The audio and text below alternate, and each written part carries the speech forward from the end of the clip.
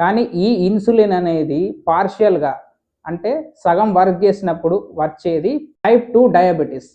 అసలు ఈ ఇన్సులిన్ ప్రొడక్షనే కంప్లీట్గా ఆగిపోయినప్పుడు వచ్చేదే టైప్ 1 డయాబెటీస్. షుగర్ లేకముందు ఎలా అవుతుందో దీన్ని కంటిన్యూస్గా వాడడం వల్ల మీరు అలా ఫీల్ అవుతారన్నమాట.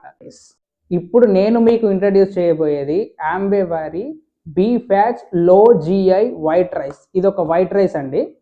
అసలు జిఐ అంటే ఏంటిదో చూద్దాం. ఫస్ట్ జిఐ అంటే గ్లైసమిక్ ఇండెక్స్.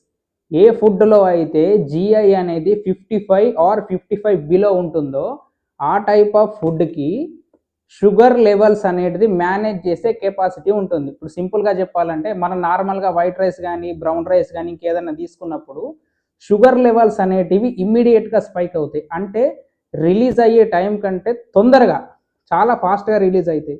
అలా రిలీజ్ అయినప్పుడు ఏమవుతుందంటే మనకు షుగర్ అనేది హైలా బ్లడ్లో ఉండిపోతుంది.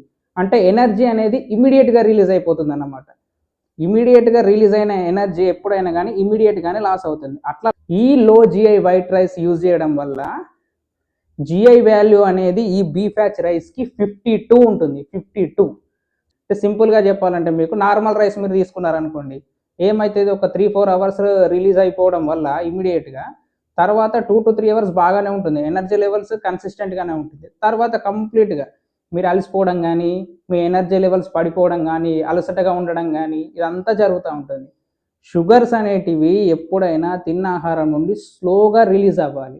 ఎప్పుడైతే స్లోగా రిలీజ్ అవుతుందో మనకు సస్టైనబుల్ ఎనర్జీ అనేది ఉంటుంది.